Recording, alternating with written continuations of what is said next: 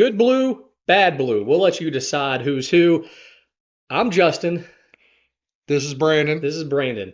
Thanks for joining us, guys. This is going to be a podcast where we talk ACC basketball, mostly about our two teams, Carolina and Durham, or Duke, whatever you want to call Whatever you want to call them. We all know who we are. Don't worry. Yeah. We're mostly going to talk about our two teams.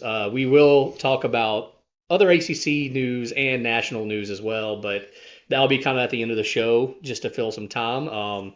We got a lot to talk about with our teams. I've been a lifelong Carolina fan. You've probably been a lifelong Duke fan. Do you remember when you first started watching? Let's do a little, first episode. We'll do a quick little intro here. So, when did you first start watching?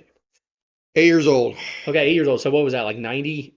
No, that was 1987. Okay. No, I was 9 years old. It was 1988. I was watching Duke and Carolina game. Nice. It was an ACC championship. It was funny. All my aunts and uncles were pulling for Carolina, but I liked this color better. Somebody has to I be liked different. everything about it. And Duke ended up winning the game, which made it even better. So, Well, there and you then go. my mom told me hey, guess what? They're in North Carolina. I'm like, Yeah. really? And they're like really close. They're like 8 really miles close. apart. Yeah. So yeah, that's awesome. and plus basketball is actually my first love, other Agreed. than my mother and father. Well, yeah. Period. 4 years old, dribbling and shooting. Just love the sport. Still a fan. If I could still physically play, I would all the time. Just like I said, second favorite sport now, but first love growing up for sure. Absolutely.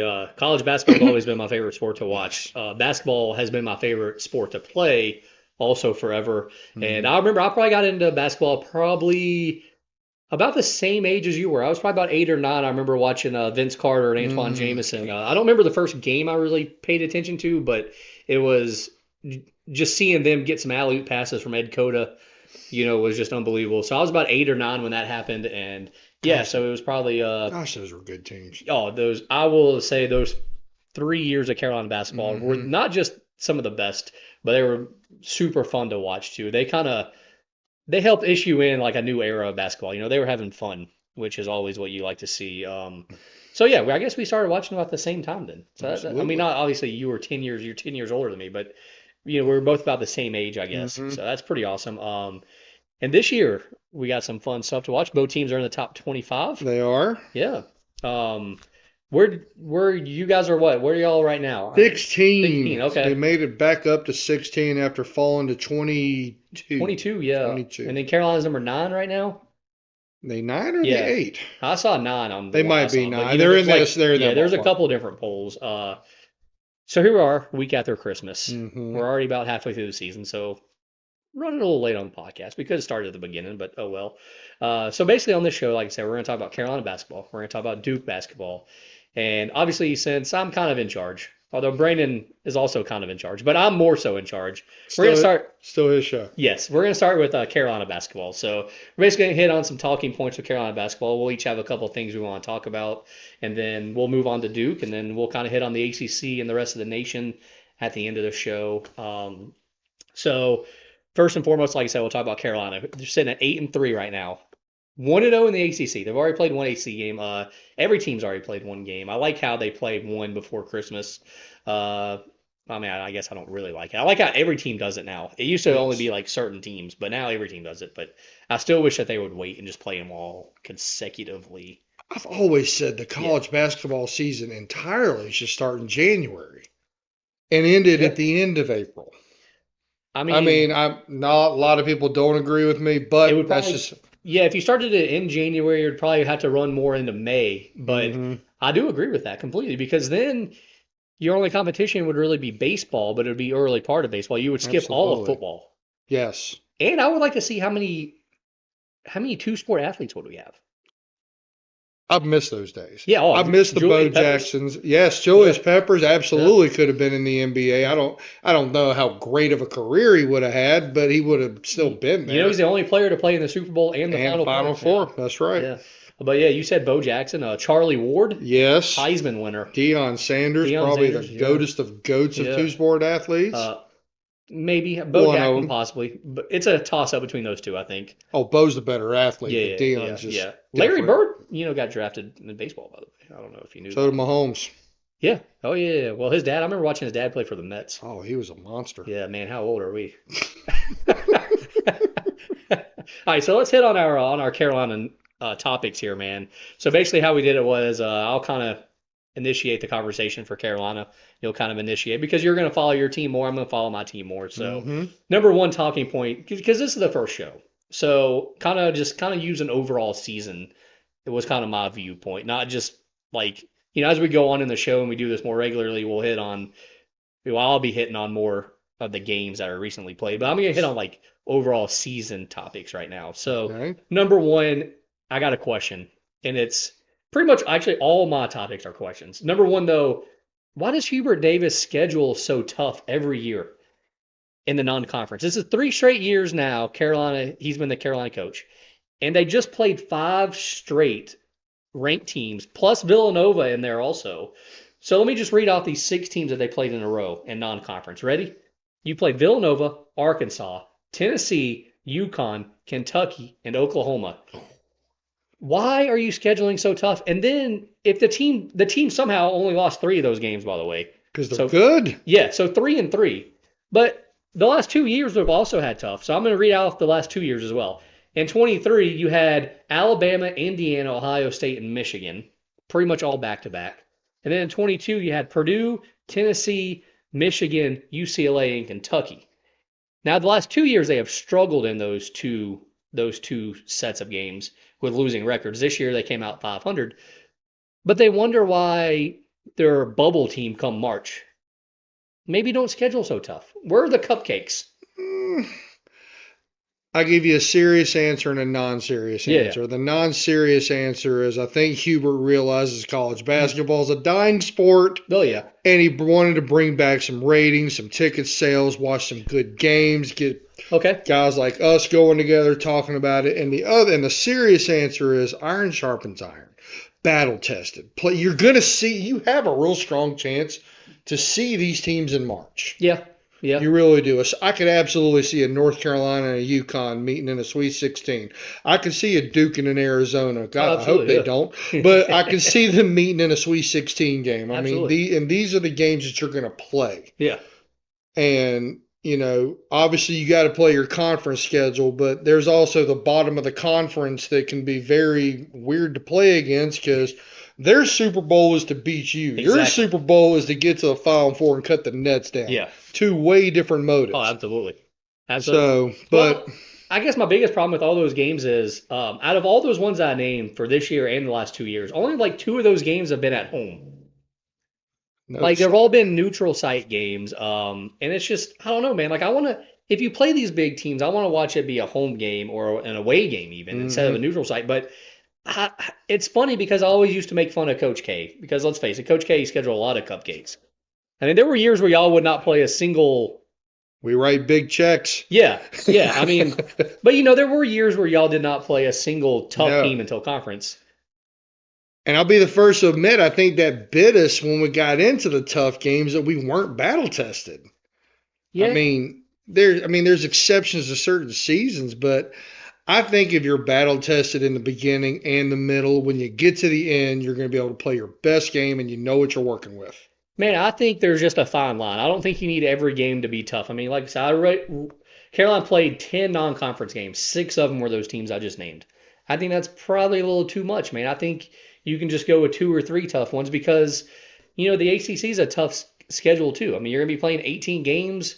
I mean, how many of those are going to be against ranked teams? So I don't think you need as tough of with as many conference games as you play now. I don't think you need as tough of a non-conference schedule as Carolina's been playing under Hubert Davis these last No. 3 years.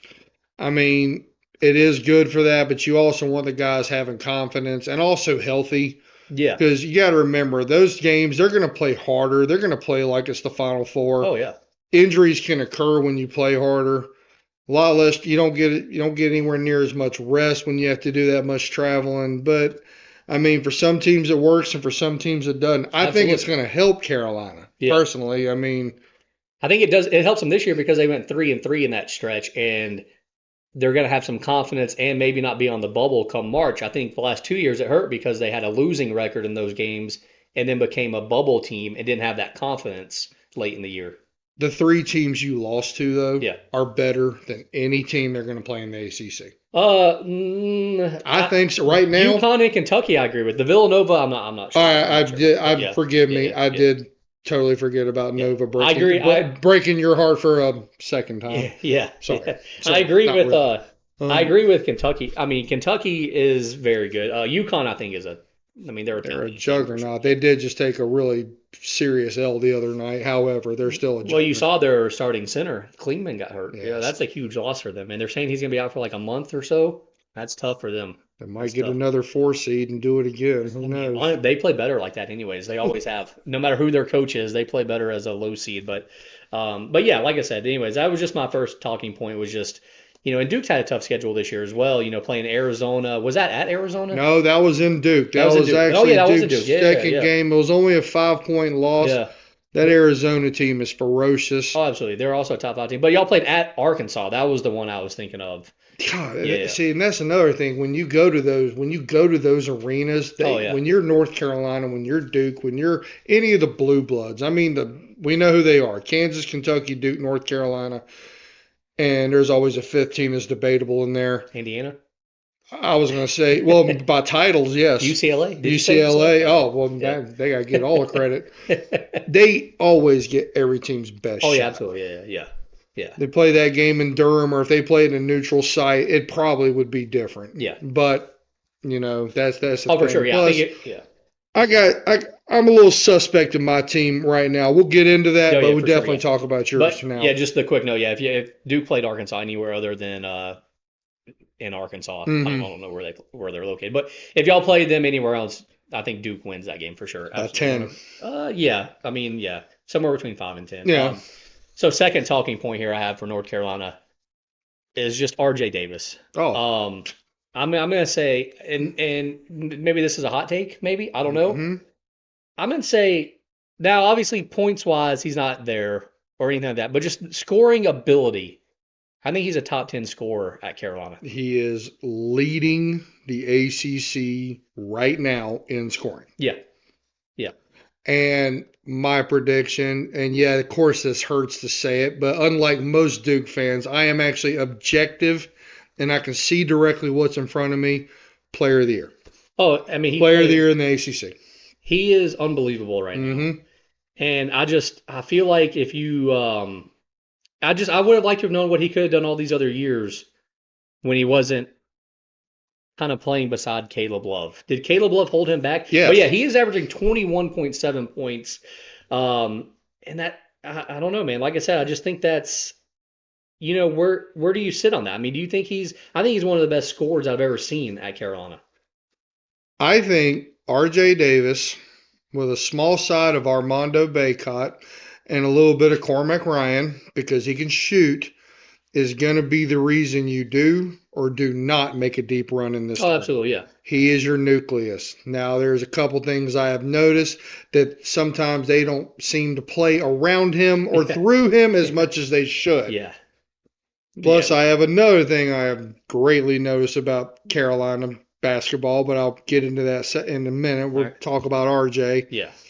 I think, and not playing around him, I think they're going to figure it out at some point this year. I think, but again, that comes from the last 3 years of playing next to Caleb Love, who everybody thought was the best player on the team. But I've said RJ Davis is the best player on this team probably the whole time he's been there, honestly. Even when they made the Final Four run the other year, I thought he was really the best player. His first step is unbelievable. Oh, he's so quick. He gets right by you, and it's either going to be an assist or it's going to be a bucket. Yeah. Every time. I mean, he takes good care of the ball. He's never averaged more than 2 turnovers a game, which is pretty good for a guy that's played point guard really all 4 years. But yeah, look at his scoring throughout all his years. I mean, his freshman year when he kind of came off the bench, he only averaged 8. But the 3 years as the starter, including this year, it's been 13 points, 16 points, and 21 points. And then if you look at his shooting, 3-point percentage wise, he's pretty much been around 35% his whole career. And field goal wise, he's been around a little over 40% his whole career, which is probably a little lower than you want, but it'll get him drafted. He might be too small. Ooh, I think there's got to be a team out there that can at least use him as a backup. I mean, man, See. Gosh, if he can't go, who does? Well, it kind of. I mean, Nobody. well, it goes back to me to another guy that I thought was a great scorer at Carolina, which was Joel Berry, Yeah. who also didn't get drafted because he was too small. I think R.J. Davis might actually be a better scorer than him, though. Like I said, points wise, he's not going to be up there with even Caleb Love. Almost had 2,000 points at Carolina, but R.J. Davis ain't going to quite get as high as Love or Baycott just because of that first year and even really the second year where he didn't score much. But just scoring ability wise, man, he is up there with some of the best scorers I've ever seen, such as Harrison Barnes, who was a great scorer, Joseph Forte, but shooting also though. R.J. Davis, every shot he takes, I feel like is going in. This dude shoots. It's so pure. Man, it just looks so good every single time. I don't think he's ever taken a bad shot. Just a smart player. You can tell he's well coached. You can tell he listens. You can tell his team respects him. Oh yeah, I think. Yeah, I think so. Yeah. I say that because I feel like you got some heroes not getting outside of their role, especially in their losses. Yeah. And not running the whole offense through him. But beside that, no, I think, and I mean, he's going to be the reason, I'm telling you, that they're going to. Oh, for sure, yeah. I mean, that's one of the reasons. Yeah, I mean, I can already tell you right now, whatever game they get eliminated in the NCAA tournament, it's going to be a game where he only scores 12 points. Or he might score 25 but shoot 6 of 25. But that's not like him, though. No, but it's going to be a game where he doesn't score because maybe a bigger guard's on him or maybe double teaming or maybe he just has an off night. I don't know. But if he stays hot all the way through, man, I could see Elite Eight, maybe Final Four even. I can too. Absolutely. But if he has an off night, I got to also see them losing in the second round to a team they're not supposed to lose to. So I agree with you on that. But yeah, I just want to talk about RJ because I think he's the funnest player to watch on the team too, which kind of leads into my third topic my last topic that I have for Carolina. And that's just, I wrote down, is Baycott overrated? As a Carolina fan, I know my answer, but I want to know your answer. You want to know my answer as far as Baycott? Yeah, a little. So he shouldn't be ACC preseason player of the year? No. First team All-American and all that? No. No, the center in Clemson right now is probably the best PJ center. Hall. Yeah, PJ Hall. Yeah. He's probably the best center in the entire ACC. Yeah. Right now. Yeah, for sure. And I'm saying that over Filipowski, who will be a late first-round pick probably. Yeah. A little. But he also brings me to a stat that UNC has better than anybody this year. You know what it is? What's that? And it's because of him, offensive rebounding. Well, you lead the ACC in offensive rebounding, which is how you win. Yeah. No, yeah, the guy is he's an unbelievable rebounder. Mm-hmm. But they always say, if you watch the Carolina games like I do. I do. All the commentators talk about is, they need to get Baycott the ball. They need to go feed the ball to Baycott. I'm like, no, the guy cannot score. Look at his field goal percentages. He's only 1 year was he above 55%. That's not good for your center. No. I mean, now maybe I've been spoiled with other great centers at Carolina, such as Tyler Hansbrough, Tyler Zeller, Sean May, Eric Montross, rest in peace. All those guys are shooting over 60%. Yeah. This guy can barely get over 55%. I mean, I don't know, man. He's not a scorer. Don't give him the ball. Just let him rebound. He's good if he gets the rebound and puts it back up. He's good at transition. That's what he needs to be and be only. Yes. You nailed it right there. Yes. And I'm glad you asked that question because I'm glad to know I'm not the only person to think it. No, I feel like most of us Carolina fans really think he's overrated. He's a big, strong, physical presence underneath, and he does not play like it at all. Not at all. Not at all. He wimps out from getting, like, he doesn't want to get touched, it feels like. He doesn't want the contact. It's like he doesn't want to fight to score. He'll fight to rebound. He's in the wrong position then because that's what centers do. They fight contact. That's their job. Agreed. And it's hard to watch him play because when he gets the ball, you almost feel like it's a turnover or a missed layup coming because he doesn't go up strong enough or he doesn't move quick enough. But then it's like when he gets the rebound, you're like, holy crap, this guy just literally just killed 3 people to get this ball.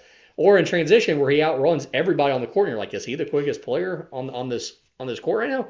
But in the half-court offense, I almost feel like he should be the 5th option for Carolina. I have a question, and this was a group effort from this 22 team, the one that went and broke my heart to where I still haven't watched the tape to this day. Greatest and I'll probably game never. Yeah. Of course it is for you. Yeah. I'll never watch it.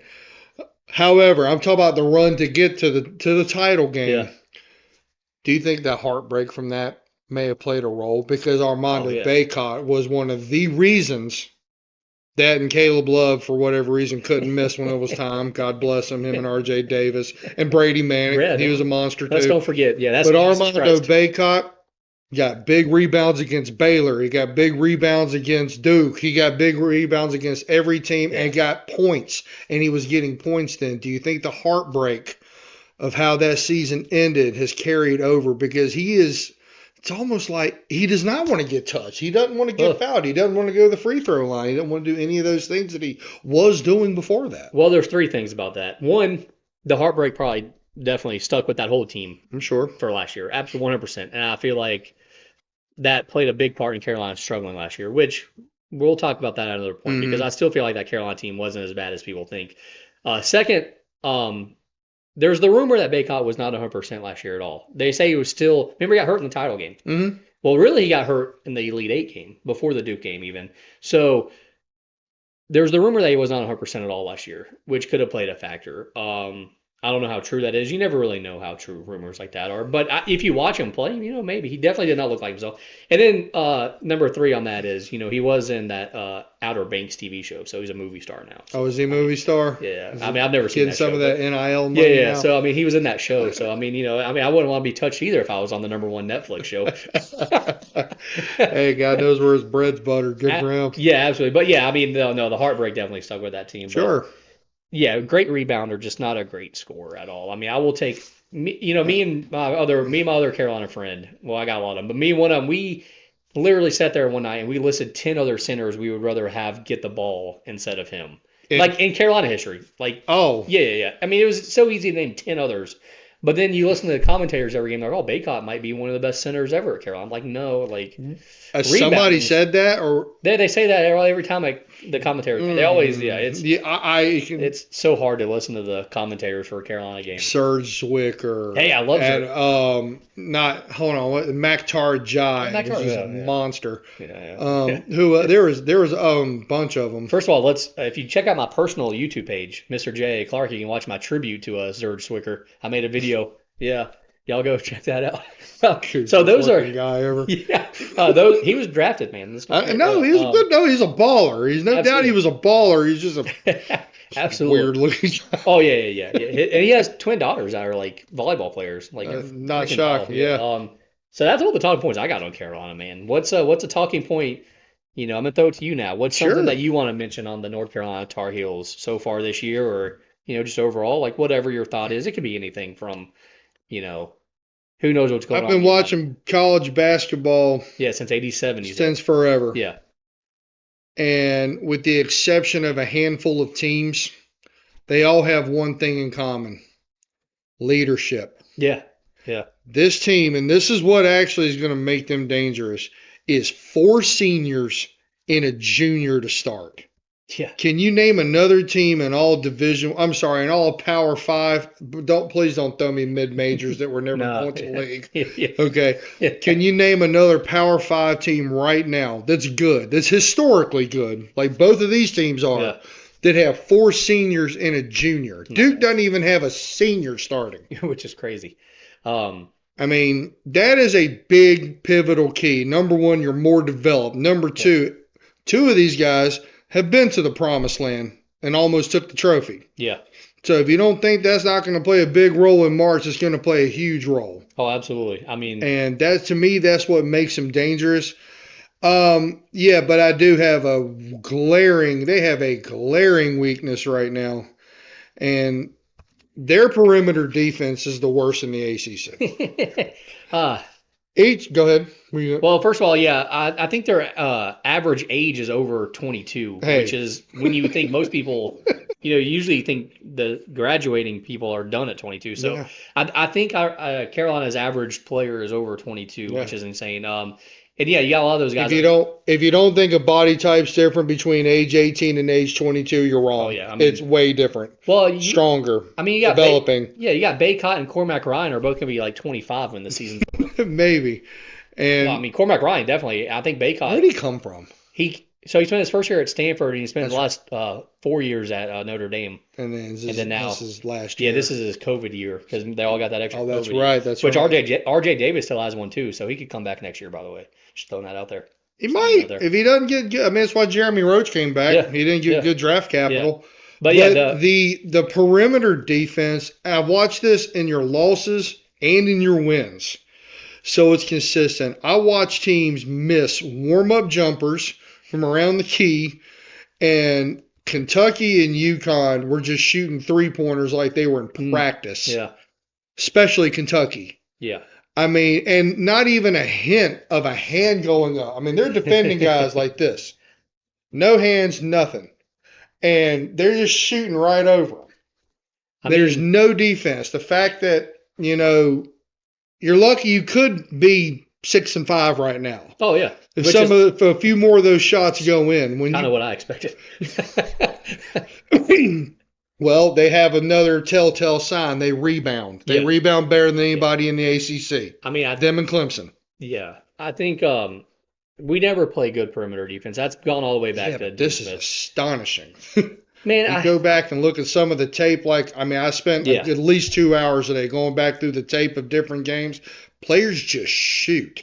Yeah. And if you do that with this team and let them just sit there and shoot, I guarantee at least a split. Yeah, it's I mean, I don't really quite understand what our defense is doing. We switching a lot more this year, which is kind of weird. But I also feel like if you look at the UConn and Villanova game, specifically those two, it was really just one player getting hot from three.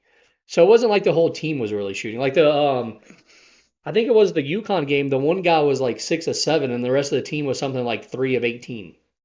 So it wasn't like the whole team was hot. It was just one guy, and it's like that seems to be our thing this year. It's just, hey, that one guy's not going to beat us. He was able to take 18 shots. Well, yeah, but I mean, I'm just saying, like it that seems to be our go-to this year is just, hey, if that one guy wants to beat us, then more power to him. But I don't know. I think we'll figure it out. I really don't. And I think you will too. Yeah. I'm just the good news is it's only December 26th. Yeah. So there's plenty of time to figure it out. And trust me, I got plenty about my own team to say. But no, I think I don't like the defense at all. I don't like all the switching. I really feel like we're the best when we do the full court press. Mm-hmm. I don't know if you've seen us. We've done that. We did that against Florida State and just went on like a 24-0 run. Yeah. I love the full court press. I mean, we're 11 deep. We can go 11 deep, really, honestly, with no problem, really. I mean, all 11 of those guys have started somewhere, so that's insane. So why not do the full court press more? I don't like the half court defense. But at least to me, they have an idea. Like we're switching every play, so it's not like the last 2 years where we're just like, okay, like this isn't working. Like because if you notice, like we do stop switching though. Yes. At some points. So I don't know. I think they'll figure it out. I think it's also just they're just not guarding the extra pass. Yeah. But it's and to their defense though, it's never the best 3-point shooter on the other team though. Like it's I mean, the one guy for Kentucky had made 2 all year, and then he happened to make 3 against Carolina. Like, I mean, okay, yeah, sure, he was kind of open, but he made 2 in the previous 8 games. Like, the problem. I mean, and listen, here's the good news about this, and this is Hubert's job, but this is a very fixable problem. Oh, for sure, yeah. I mean, it's not like they're just going to let teams sit out there. I'm sure that they've realized this, and I'm sure that Hubert has told his crew, listen, without this, if you fix this, you're going to be a dominating team. And I think they will. I mean, I still think they're the best team in the ACC right now. For whatever reason, their main supporter here, but that's his topic. We'll get to that here in a little bit. But I will say both of our teams, though, I think both should be somewhere between 10 and 20 come the end of the season.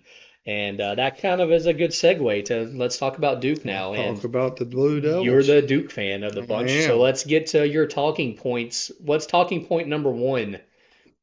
You want me to go love or hate? Remember, I did my love-hate topics. It's, however you want to do it, man. All right, I'm going to go with the love. All right. Duke can score. Oh, yeah. Yeah. They're going to be in a lot of 85 to 90 to 95-point games this year. But there's a problem with that type of game is that scores 92. And how can a team be this big? Duke is one of the biggest and tallest teams in the country, especially the ACC. Oh, yeah. And get out rebounded every game but 2. Yeah. It's They get out rebounded every game by 2. When they played Arkansas, they got out rebounded 45-30. which was crazy. That should never happen to any Duke and any ACC team. Shouldn't happen to any when two Power I 5 mean, yes. teams play each other. It should never be that wide of a margin. Never, especially when you're bigger and you're supposed to have better athletes and you're supposed to be able to get after the ball and get out. Yeah.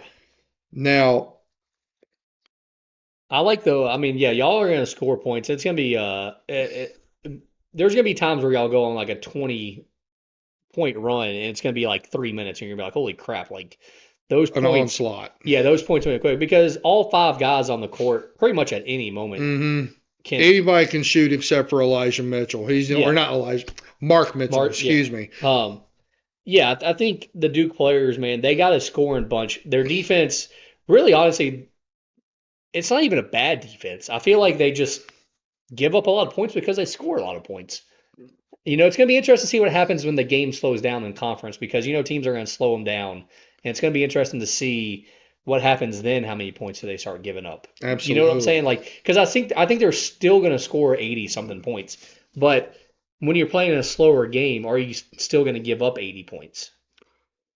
Like, does that make sense? I mean, I think they're going to give up 80 plus a lot this year. Yeah. I think they play a very soft defense. I think a lot of what you said is right too. Usually when you score 80 or 90 because of the pace you're doing that, you're going to be more tired and the other team's going to have more free reign to the basket. Exactly. I mean, I watched it was, which game was it? It was Michigan State. They won this game, but they got backdoored about 6 different times in the second half, letting Michigan State back in. That's laziness because that's actually, if you back down your defense, you can stop that. And then a lot of times that didn't happen.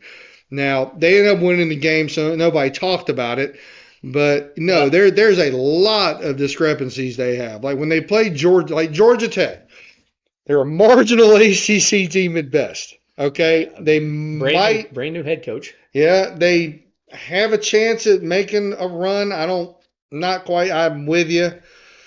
And they just completely outplayed Duke defensively. Yeah, Duke only scored 72 points that game, and they lost. Yeah, that's going to be the key is when Duke scores less than 80, are they going to be able to win? And I think that's really what separates great teams. That can score. That's what separates the great ones from the good ones. Because, I mean, I remember like the 2005 Carolina championship team, they could put up 90 points against anybody. But could they win the games when they only score 75? Which they could. And that's what separated that Carolina team from the previous year whenever, if we scored 75 that year, they were losing by 10 points because they couldn't win those games. And that's what's going to come down to Duke is can they win the game that's 75-70? Ooh. Exactly. They can if they're playing Virginia Tech, if they're playing Boston College, if they're playing. But no, do I think they're going to hold North Carolina or Clemson or Miami to 70? No. Yeah. Are they going to the real tester will be when they play Virginia. Like, can they win the 48-40 game? Here's the one hope I have against Virginia. I mentioned North Carolina's the best rebounding team in the ACC. Yeah. Guess who the worst rebounding team in It's Virginia. Yeah. That's why they're going to be beatable. I know we're not talking about them much. However, these are things that really matter. Yeah. Last point on Duke, and then we'll move on and get his take on Duke and what he thinks. Hold on, let me mention about the rebounding. Yes. The rebounding, Duke does have a very big team, but they're big, but they're not big. They don't play big. No, they don't at all. And that's the problem because let's flip it over to Carolina. Just go back to Carolina being the best rebound team. You got Baycott plays bigger than he probably is. You also have Harrison Ingram, who plays bigger than he really is. Even Cormac Ryan, honestly, plays bigger than he is. With Duke, you got people playing like Filipowski does not play he doesn't act like a 7-footer. No. However tall he is. Is he 7 foot? He's 7'1". Yeah. So, but he doesn't play like that. Never, even when he has the ball and is posting up, I'm like, this is not a set. Like, he's like Kevin Durant. You know what I mean? And then you have even Mark Mitchell. Really, honestly, at times, he doesn't act like he's a big guy either. No, he wants to be a power forward Yeah. and shoot threes, and he should never shoot another three as long as he's in this uniform. Yeah, so I think that's I mean, and that's going to be John Shire's problem. He needs one of those guys, just one of them, really, to be like, hey, dude, like get your ass down there, like, be a man.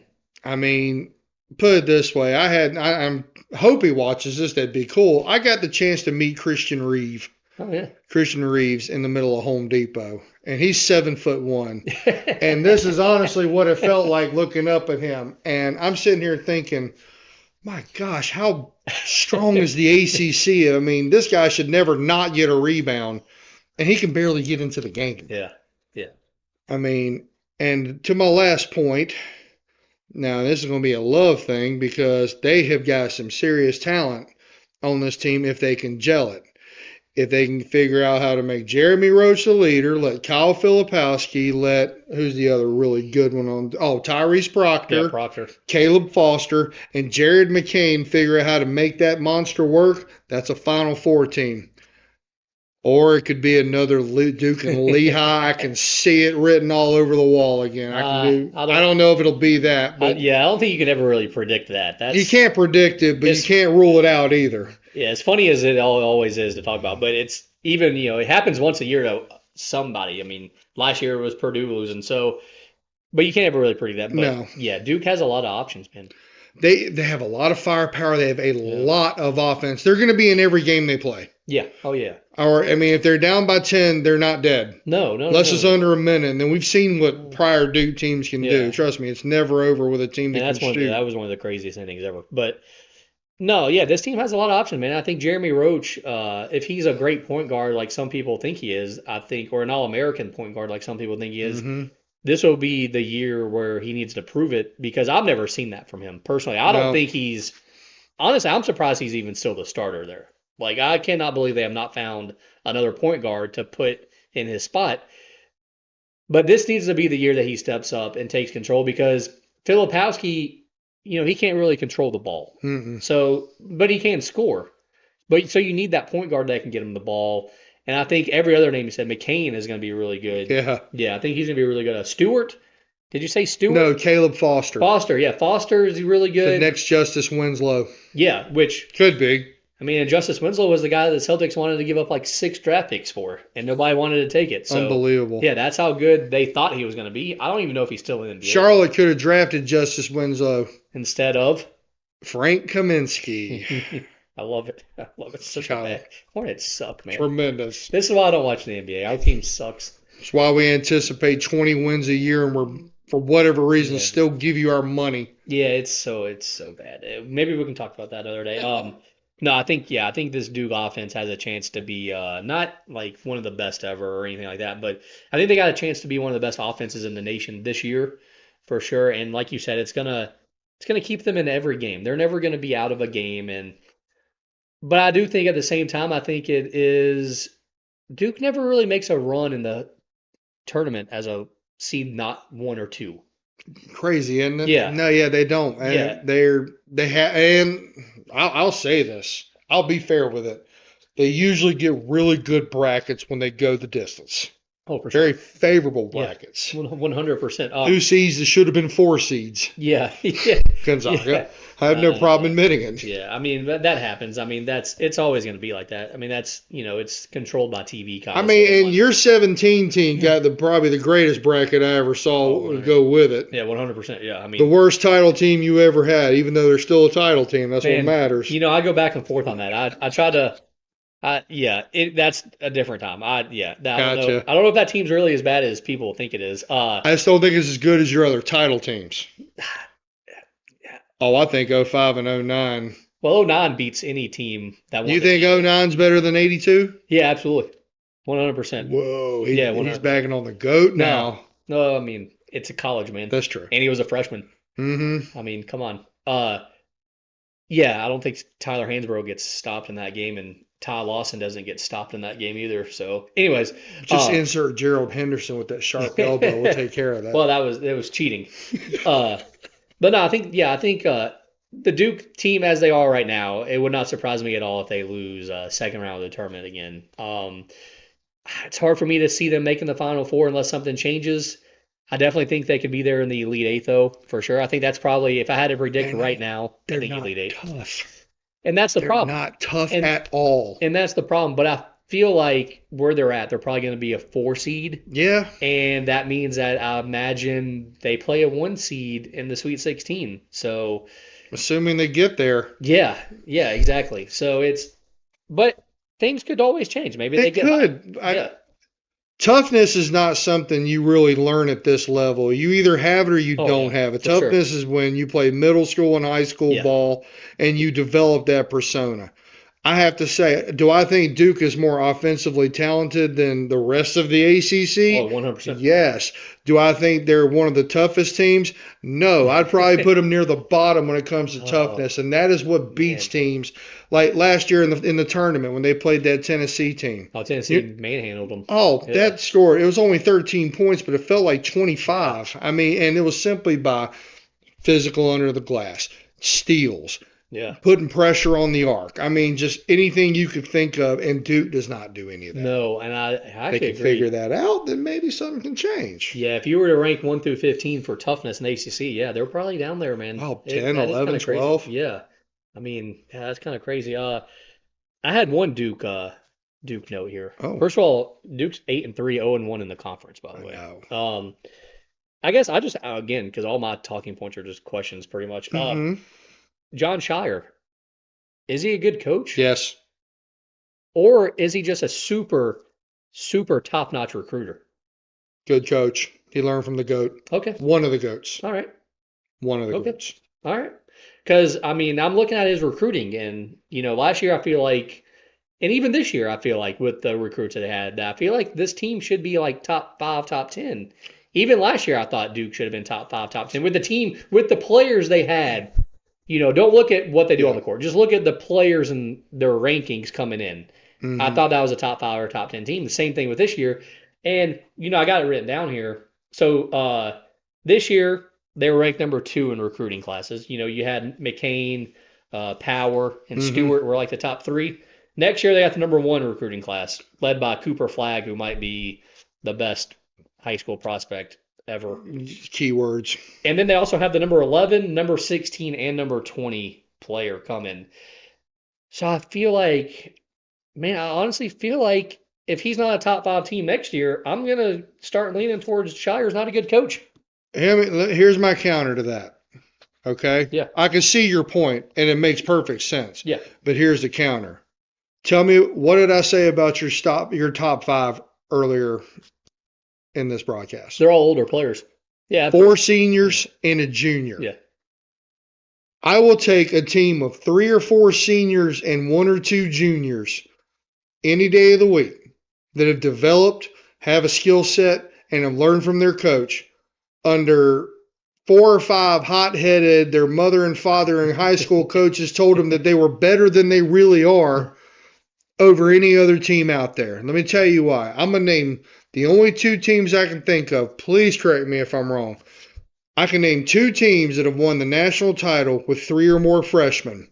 12 Kentucky, 15 Duke. Can we name another? No, there have been a lot though that have gotten close. Yes, you are right. But I mean, you had 92 and 93 Michigan. They lost to both of these. You had 08 Memphis with Derrick Rose. What did the Duke team and the North Carolina team have?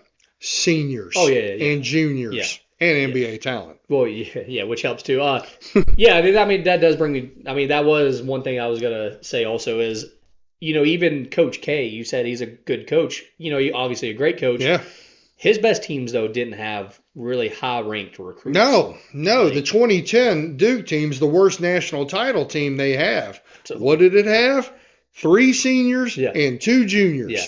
And a Hall of Fame coach. I mean, his best team ever on paper was a team with Zion, and they don't even make. I agree with you, absolutely. Yeah, I mean, 100%. Or 2011 when Kyrie wasn't hurt, but I still like the Zion team a little bit better. We'll never, the Kyrie getting hurt. Nobody will ever really know how good that team was, really, because Kyrie was out the door as soon as he stepped on his toe or whatever. First pick and played 11 games. Yeah, I mean, that's the dumbest thing. That's like Michael Porter Jr. from Missouri. He played what 11 minutes or something. What was it? He hurt his back. I mean, come on, dude. It's like Hey, now he has an NBA championship no, with but the I get it. Nuggets. But it's like I want to see what could have happened. Like Yes, I I mean, agree. because that like on paper, yeah, that Duke team should have been great. That Duke team should have been amazing with Oh, Kyrie. if you put the 2019 Duke team with those three Yeah, freshmen against the 2010 national title team, that I title think. team beats them.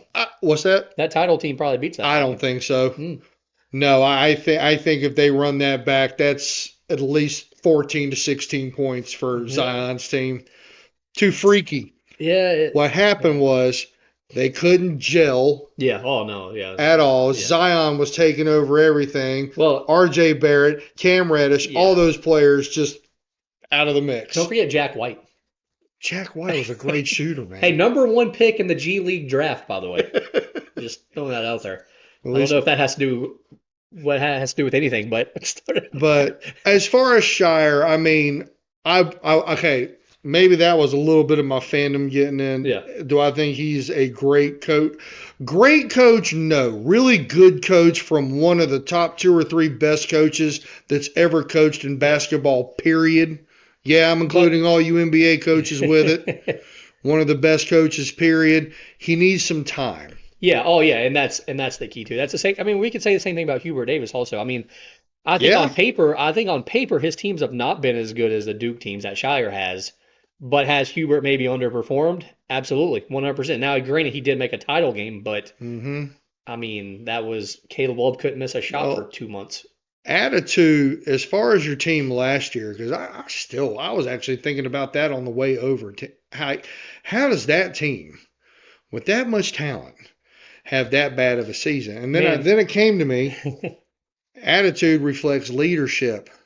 To say that Huber wasn't as heartbroken as his players was after that, it might have played a part. Now it's also the coach's job to get mature and not think about that and coach your team up. I think he was probably more heartbroken than the players. I think that Carolina team, I think their problem was they started with such a hard schedule, which is what I mentioned earlier, and they thought they were the great team early in the year, have a losing record, after that run against 5 of the ranked teams, they go 2-3, and all of a sudden I think their confidence was, holy crap, we're not as good as we thought we were.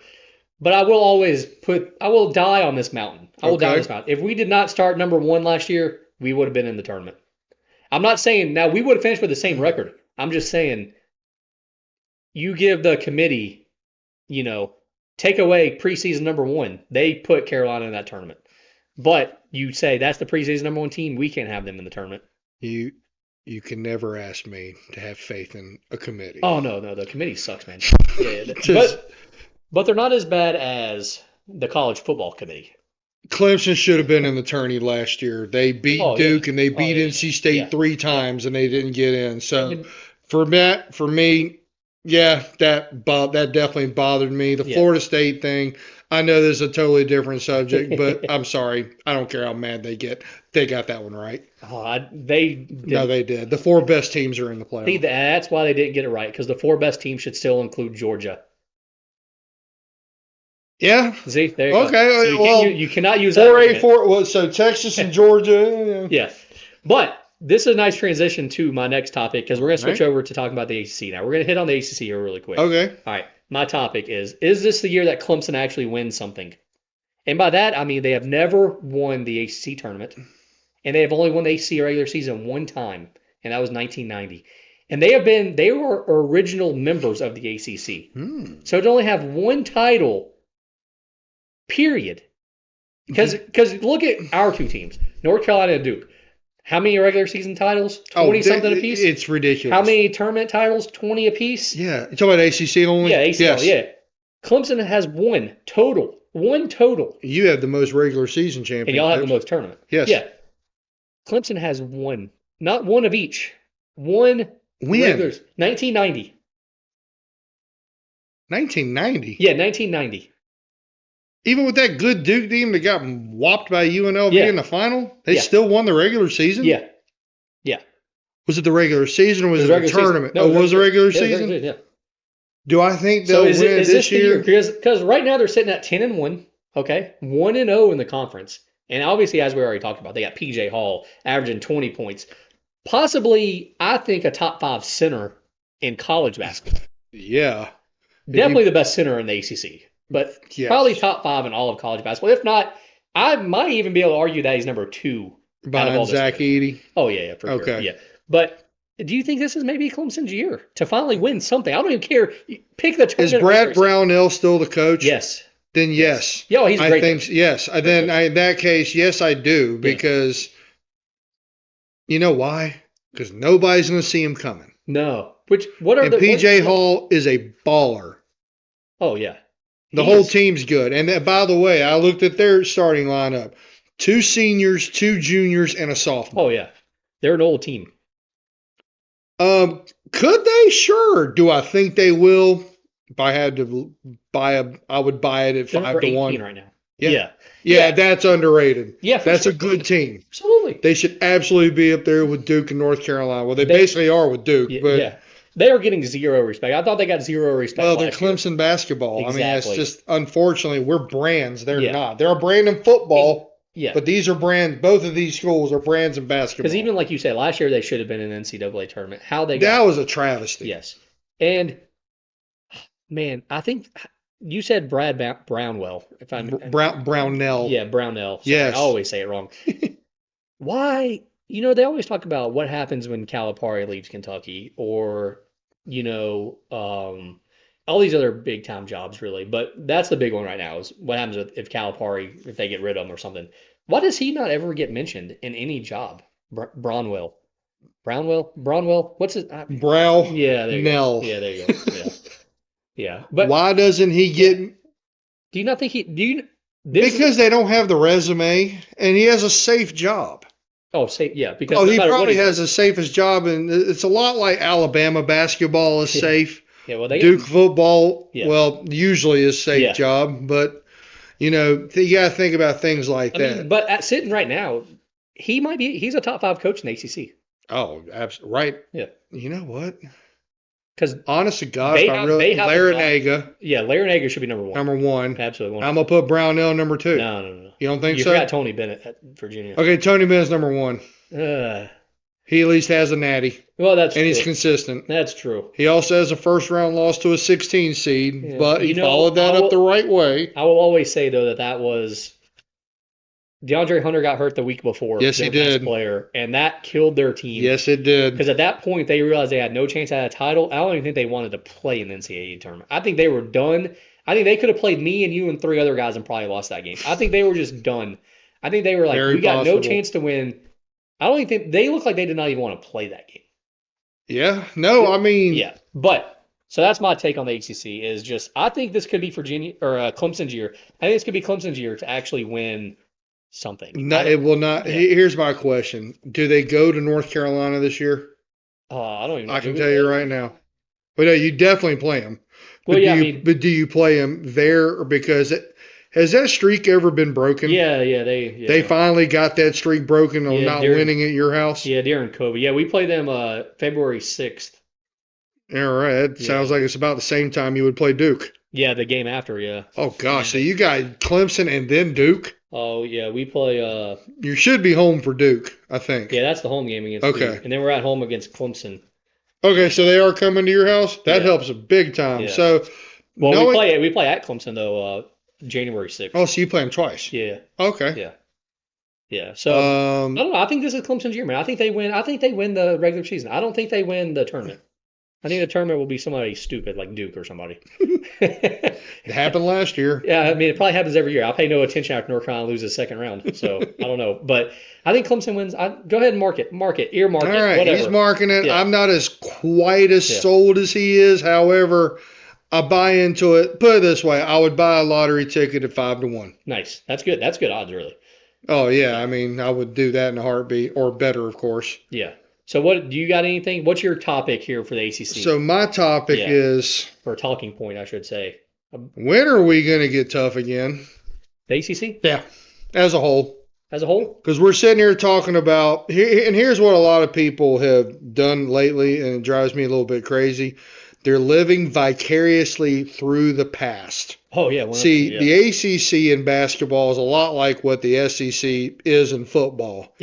And the fact of the matter is, we barely have one team cracking the top 10. Yeah. Are we not recruiting? Or are we just not getting the players? Or are they not developing? Since Roy and Kay and all the other classic coaches that are gone, are we trending downhill? I, I'm yeah. I don't see any team that just truly impresses me and say they can win a natty. Oh no, there's no team in the ACC this year that can say that. I think there's 3 ranked teams right now: 18 Clemson, 9 North Carolina, and 16 Duke. Virginia pleads a case there, but Yeah, so does Miami. yes, they do So too, does for sure. Miami. I think those 2 teams not being ranked, I think actually is a travesty. I Hmm. mean, Miami was a Final Four team last year. Yes, they were. They have 2 losses so far this year. How are they not? How are they not ranked? But I think part of the problem is you look at how bad the bottom of the ACC is. Oh, it's bottom feeder. I mean, Florida State, Louisville, and Notre Dame. And I'm gonna go ahead and throw Syracuse in there, even though Syracuse is 9-3 somehow right now. I'm gonna throw them in They're not a bad team. well, okay, we'll see. Do I think they're going to make the tourney? No, Probably no. not. Okay, well, Go ahead. let's go back to those other 3 then. Florida State, Louisville, and Notre Dame. Those 3 teams might not win 10 games. Not in the conference. I'm just saying 10 games. Like total. How does the University of Louisville, who has been a perennial powerhouse for years and years, I remember Louisville when I first started watching basketball, and they've always had great teams. They were top 15 teams. How are they letting their basketball program get this bad? This team is awful. I mean, Kenny Payne, their head coach, has yet to have 10 wins. And he needs total out the door. Yeah. Oh yeah. He should have been. I think it's more respect than that. I think they don't want to be that team that fires their coach in the middle of the year. It was the same thing with North Carolina with Matt Doherty, I feel like. Yeah. I understand if Boston College is that way. I kind of understand because Leonard Hamilton, Oh yeah, we didn't mention him. Yeah, I know. How did we not mention him with our top? Because he hasn't done anything lately. They've been very forgettable. He's also like 80 years old. He is old. He's definitely the oldest coach Notre Dame now. has a new coach. Who is their coach? No he idea. was Mike Bray, but No idea. Okay. Yeah, he quit. He retired. He works for ESPN now. But no, the quality of the ACC at the bottom is just is train wreck worthy. Yeah, and I think that's the problem. I think it was like remember when the Big Ten there in like the early 2000s? Remember when their bottom half really sucked? Yeah. Like Penn State and Penn State. Who were some of the other teams? Vanderbilt. Well, no, that's SEC. That's SEC. You talk about the Big Ten? Yeah, you had like Penn State was pretty bad. Purdue was pretty bad there for a little bit. Iowa, Wisconsin didn't get good till recently, actually. So I think it was like the same thing because nobody gave the Big Ten respect None. those years, even though you had Michigan State as a top 5 team. And you had Ohio State was still like a top 25 team. And even Michigan was still pretty decent in those years. Yeah. Louisville was up there because that was when they had Bill Self before he went to Kansas. Yeah, so I think it's just the problem. I think teams are looking too much at the bottom and saying, oh, well, you're beating up on these crappy teams. Like, how can you be that good? Exactly. I mean, and each year is different. I mean, each recruiting class is different. It wouldn't shock me next year if the ACC had no teams or they had 5 or 6 or 7 teams. Oh, for sure. In the top 15. I mean, Justin and I grew up in the golden era where you knew one or both of our teams were going to stay top 10. Yeah. And we got spoiled by that. Yeah, it's weird when I look and see that we aren't like top 10. But you also have to remember, you now have a transfer portal. Yeah. You have teams getting better without even trying. Yeah. I mean, Kansas somehow, for whatever reason, they had one of the best centers in the country transferred to them. Yeah, Hunter Dickinson. That's it. Thank you, Hunter Dickinson. With one of the best commitment videos ever. I don't know if you watched it. I did not. Look it up on YouTube. I will. It's pretty awesome. I'm a Bill Self fan, so I hope for nothing but good things for him. I like Bill Self because he doesn't seem like he cares. Like, he doesn't care what people think about him. He's a really good coach. Yes. I'm not a big Kansas fan, though. I'm not. Well, neither one of us are. They're one of the 2 teams that we can agree to hate. That's them and Kentucky. Oh, yeah. Always agree to hate those 2 teams. Yeah. And State. Well, yeah, nobody likes State. Not even State fans like State. Yeah, I think looking at the standings here, or looking at the conference, I think 5 or 6 teams make the NCAA tournament, and that's it, which is kind of sad. I remember some years where it was like 9 or 10. I remember when you had teams that were 10 and 11 seeds in the conference Yeah, tourney, and they were on the edge wondering if they were going to get into 64 or not. That's how good the exactly. ACC was, and they're just not getting that anymore. Exactly. So I think it's definitely down, but it's also you have a lot more mid majors that are kind of good now. I mean, Mm-hmm. and not even mid majors per se, but like like Creighton. They're what are Oh, they? The Big East, but now all of a sudden they're like a top 10 team. Um, Gonzaga, yeah, Gonzaga. You got teams like that now that are coming up. You used to not have Houston. that. Yeah, Houston. Like so, I Are think there's they just the only undefeated team left? Houston. Yeah. Well, No. in the top 25. Let's see. Yeah. No. There's another one, Yeah, James Madison. another mid-major, Yeah, obviously. and Ole Miss. Ole Miss is Yeah, undefeated. They obviously haven't matched up. yeah, Okay. yeah. So Kind of that Syracuse effect. yes, exactly. Let's switch over. Let's talk about the nation here for a second before we sign Absolutely. off. I'll go ahead and give you my talking point here. I think Purdue pulls up Virginia. I think they go from losing to a 16 seed to winning the championship. I don't necessarily know if they're the best team in the nation right now. I think there's about 5 or 6 teams. I think there's 5 or 6 teams this year that are way above everybody. It's Purdue, Kansas, Arizona, Connecticut, and Marquette. I think those are probably like the five, and then I think you can go down to like 15 other teams in like the next group. But I just think Purdue. You got Zach Edey, National Player of the Year, comes back to Mm-hmm. school. But what did he do during the summertime? Played on the Canadian World Cup team. Now Yes. he didn't play. He played like 8 minutes or something. But to learn from those Canadian players, such as Shea Gilgeous-Alexander, Mm-hmm. who else was on the Canadian team? You had a couple RJ of Barrett. yeah, RJ Barrett. So you had like NBA Yeah. players, and he's working out with them. And remember, Edie's only been playing basketball for 6 years. He didn't start playing when he was four, like some other people. He started playing 6 years ago. So he's still learning.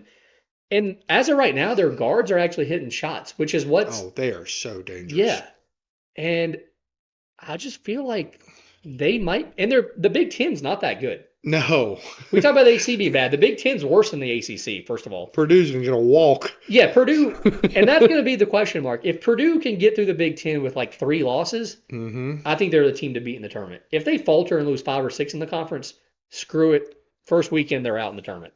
I just can't see them losing 5 or 6 games, I don't either. period. I don't either. But, I mean, we've seen crazier things happen. Listen, I'd love to be able to give you content right now. Yeah. There is one other team that I feel like is absolutely on their same level, even though they just lost to them. Arizona? Yes, but Yeah. I'm on your Purdue train. Not only that, this is a little bit of a prediction.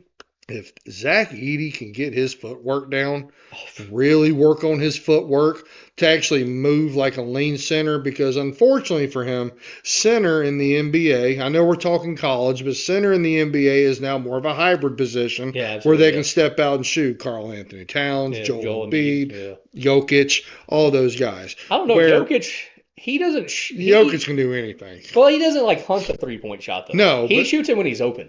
the guy's averaging Yeah. a triple double Oh, because he can pass like he's the best Jason player. Williams. Best player in the NBA. Yes, as a whole, he 100% is. Yeah. Where Zach Edey, believe it or not, reminds me a lot of Shaq. Yeah, absolutely. Yeah, 100%. Now, Shaq had way more athleticism, way better footwork. Did not play on as good of a surrounding cast as Zach Edey has. Nowhere near it. Shaq also he seemed like he hated everybody. He did, because he just knew what he was, and once that caged animal gets out, forget it. Yeah. But yeah, I feel like I've always called them Purdue, but I'm going to call them Purdue this year because they are the best team. I think Arizona is still ferocious. Oh yeah. I hope, well, I don't hope, but once this team is out, I hope that's our title game, Arizona and Purdue, because it's probably, in my opinion, it'd be the two best teams facing off. I would be okay with that. It's hard for me to trust Arizona though because they got Caleb Love as their starting shooting guard. Oh, I feel And like they're going to you know. drop them off somewhere in the middle of a desert out there eventually once they Yeah. realize they're better without them. Yeah. Well, I like that they play him at shooting guard though instead of point guard. But I still think UConn, if they're healthy, Yeah, I they got to want be healthy though. and I'm okay if the title game is UConn and Purdue because I want to see the UConn big men versus Edey. Because UConn's going to play through those big men, Mm-hmm. so we're going to get to see what they can do against Edey, and I want to see that. I want to see some old school let's just pound the ball inside and see what Yeah, happens. Bobby Hurley's brother might be the best coach in the country right now. Oh, Dan Hurley Yeah, might be the best coach in the might country. be. Right now. I He mean, has yeah. got that UConn team just humming. I mean, he's a great coach. Bill Self and Calipari, they're absolute Hall of Famers, Oh yeah, no question. yeah. And here's a question I have for you. Let's name some teams that are ranked high that we don't believe in. Oh, okay. Tennessee, Yes. Houston, Number one there. Kentucky.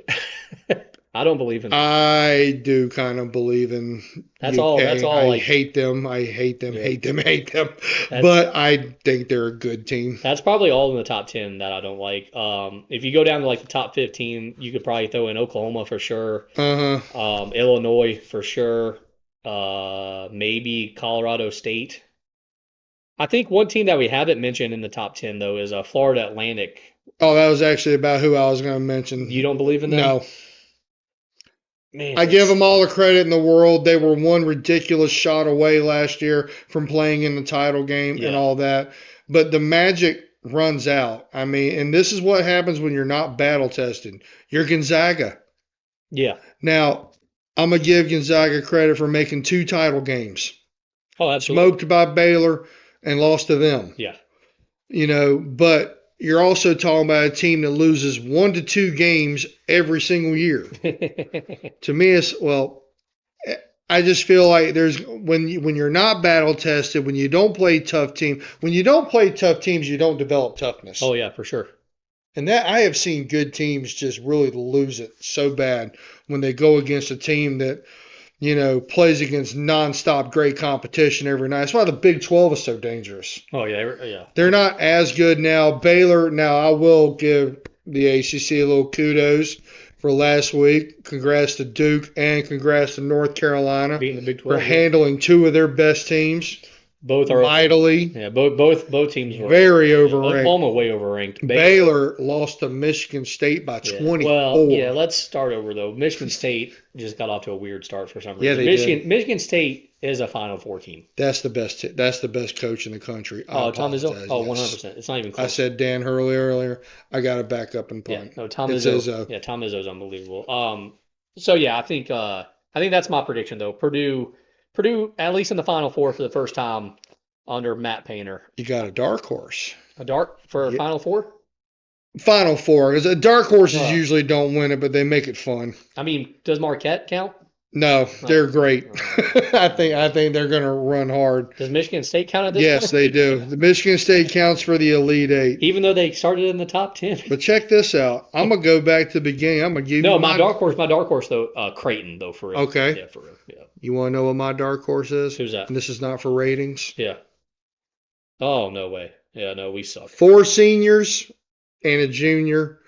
2 of them have been there before. Yeah. One of them can really score. One of them can really rebound. No, I mean, I think Elite Eight's probably where Carolina probably falls off. This team just doesn't have. I feel like teams that make the Final Four have like. They have that toughness. Yeah. Yeah, but toughness. Yeah. Creighton though, man. I'm looking at the Creighton roster. You got Trey Alexander, Ryan Kalkbrenner who came back. Baylor Shireman who came back. Dude, those 3 guys alone. When did they play UConn?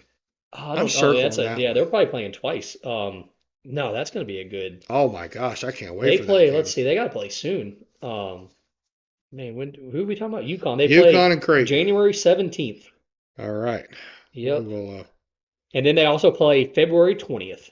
So they play twice a month apart. Not bad. Yeah. That is good. All right, so you got a talking point for the nation. Talking point for the nation. Or like mine, Purdue making the Final Four. Do you got anything going on right now that you want to talk about nationwide?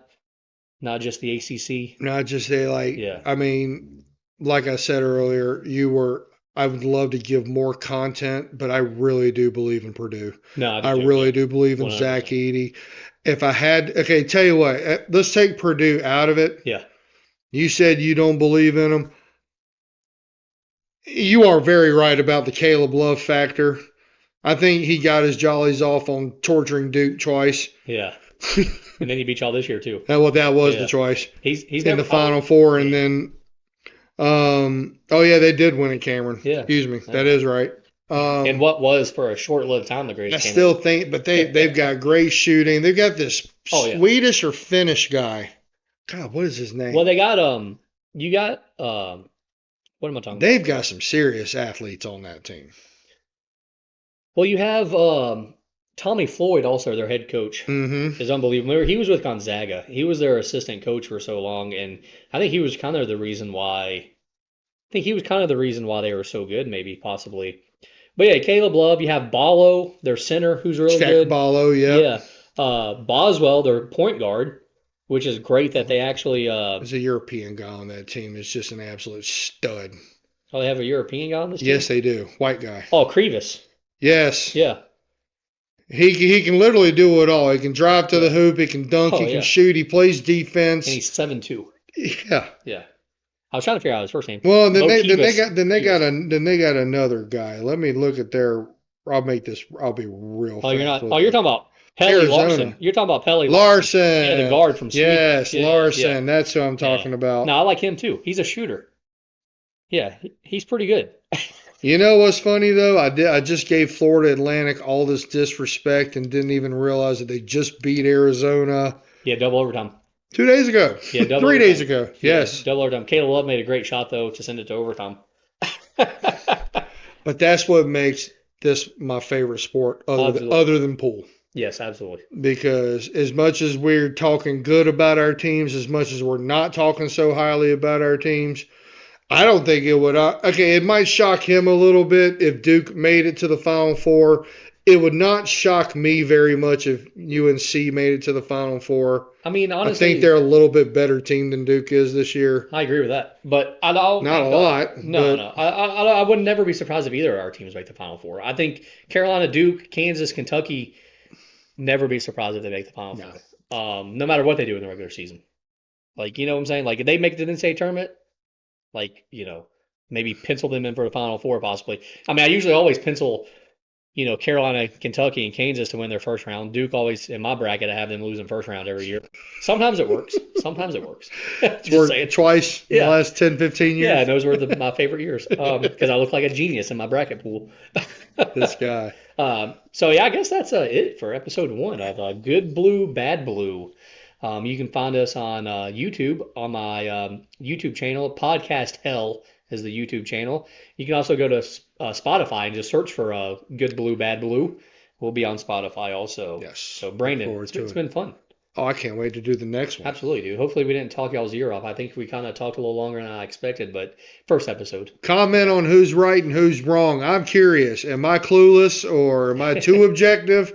I'm sure some of my Duke brethren out there is going to tell me I give too much credit. I just call it as I see it. That's all it is. I mean, I definitely hope our friends watch and give us feedback for sure. So until next time, we'll check you later.